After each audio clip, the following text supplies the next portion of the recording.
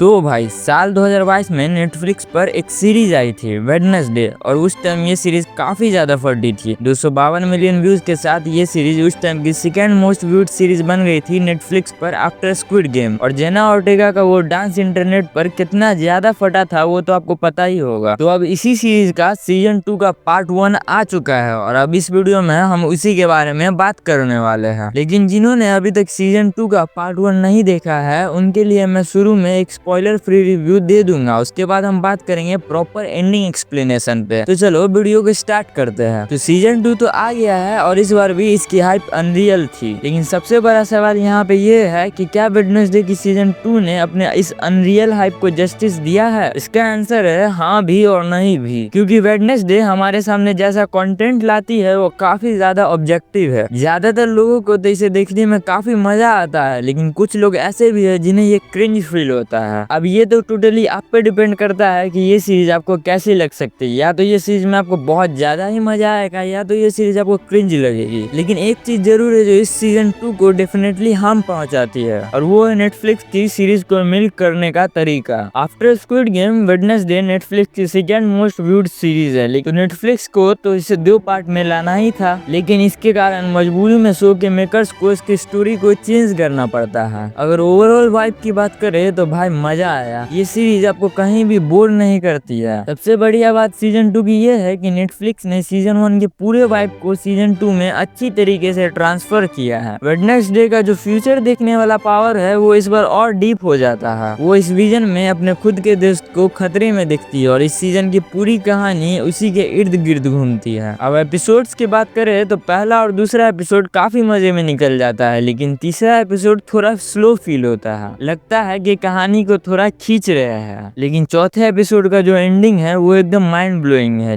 बिल्कुल ही Cliff hanger पे छोड़ा है, जिसके कारण आप सीजन 2 का काफी ज्यादा इंतजार करोगे। तो आप इस सीरीज को डेफिनेटली जाके देख सकते हो, काफी इंटरेस्टिंग है और काफी ज्यादा अच्छा टाइम पास हो जाएगा। तो अब बात कर लेते हैं प्रॉपर एंडिंग एक्सप्लेनेशन की। और हाँ, इसमें स्पॉइलर होंगे तो ध्यान देना। तो एंडिंग में हमें ये बात पता चल जाती है कि वेडनेसडे का असली स्टॉकर और कोई नहीं बल्कि जूडी है। ऑनेस्टली ये रिवील काफी अनप्रिडिक्टेबल था। हालांकि ज्यादातर लोगों को उस म्यूजिक टीचर पर शक हुआ होगा। अगर तुम्हें भी हुआ है तो कमेंट बॉक्स में जरूर बताना। लेकिन शो के मेकर्स ने ऐसा सिर्फ हमें डाइवर्ट करने के लिए किया था। जूडी बेटी है अगस्टस स्टोनहार्ट की। ये साइंटिस्ट आउटकास्ट से काफी ज्यादा ही ऑब्सेस्ड था। इसी कारण इसने अपने खुद की बेटी पर भी काफी सारे ब्रूटल एक्सपेरिमेंट किए, जिससे अल्टीमेटली जूडी को एक आउटकास्ट जैसी बर्ड कंट्रोलिंग पावर मिल गई। जूडी ने अपने फादर की लेगेसी को और आगे बढ़ाया और काफी सारे लोगों पर ये हिडन एक्सपेरिमेंट करने लगी। इन एक्सपेरिमेंट्स का नाम लुइस था, जिनका मतलब होता है long term outcast integration study. जब सीरीज के लास्ट एपिसोड में लुइस के बारे में हमें पता चलता है तो ये काफी मेजर प्लॉट था। वेडनेसडे अपने अंकल फेस्टर के साथ उस लैब में जाती है और वहाँ वो ये सब देखती है, लेकिन उसी समय वहाँ जूडी आ जाती है और वेडनेसडे को भी पता चल जाता है कि इन सभी चीजों के पीछे असल में कौन है। अब इन दोनों के बीच बहस हो जाती है, लेकिन जल्दी जल्दी में अंकल फेस्टर अपनी पावर यूज करके पूरे असाइलम का पावर कट कर देते हैं, जिस कारण जिन पर एक्सपेरिमेंट हो रहे थे वो तो छूटते ही है, लेकिन असाइलम के बाकी सारे लोग भी छूट जाते हैं। और इसी का फायदा उठाकर मार्लिन थॉरफिल्ड टाइलर को भी छुड़ा देती है। और दूसरी तरफ जूडी प्रिजन ब्रेक में अपने ही किए गए एक्सपेरिमेंट वाले लोगों के हाथों मारी जाती है, लेकिन टाइलर इस बार छूटने के बाद पूरी तरीके से चेंज हो चुका था और उसने अपनी मास्टर थॉरफिल्ड को ही मार दिया और फिर बढ़ गया वेडनेसडे की तरफ। सीरीज का क्लाइमैक्स वेडनेसडे और टाइलर की फाइट पर ही बेस्ड होता है, लेकिन ऑनेस्टली ये कोई फाइट नहीं थी। जब टाइलर वेडनेसडे को देखता है तो वो उसकी तरफ जाने लगता है, लेकिन वेडनेसडे वहाँ से भागती नहीं है और अभी भी कोशिश करती है कि शायद टाइलर का ह्यूमन साइड बाहर आ जाए, क्योंकि उन दोनों का पास्ट काफी अच्छा रहा था। लेकिन टाइलर फुल्ली मॉन्स्टर के कंट्रोल में था और उसने एक झटके में वेडनेसडे को असाइलम के बाहर फेंक दिया। वेडनेसडे जमीन पर पड़ी हुई थी, पूरी तरीके से खून से लथपथ और अनकॉन्शियस। बाद में टाइलर जंगल की तरफ भाग जाता है। इसके बाद हमें वेडनेसडे का एक वॉइस ओवर सुनाई देता है और जिसे सुनने के बाद लग रहा है कि ये वेडनेसडे की अंतिम सांसें चल रही है। और फिर स्लोली ये पार्ट 1 यहीं यहीं खत्म हो जाता है। तो क्या वेडनेसडे मर गई है और इसका खेल यहीं खत्म हो चुका है? तो इसका सीधा सा रियलिस्टिक आंसर है नहीं, क्योंकि भाई अभी इसका पार्ट 2 आना बचा ही है और नेटफ्लिक्स ने ऑलरेडी इसका सीजन 3 भी अनाउंस कर दिया है। तो अगर वेडनेसडे को मार दोगे तो उसमें किसकी कहानी दिखाओगे? लेकिन ये वेडनेसडे के लिए एक नियर टू डेथ वाला एक्सपीरियंस है और हो सकता है कि यहाँ से वो पूरी तरीके से चेंज हो जाए और उसकी पावर जो अभी फिलहाल नहीं काम कर रही है वो भी अनलॉक हो जाए। तो तुम क्या सोचते हो इस बारे में? अपनी राय कमेंट बॉक्स में जरूर बताओ।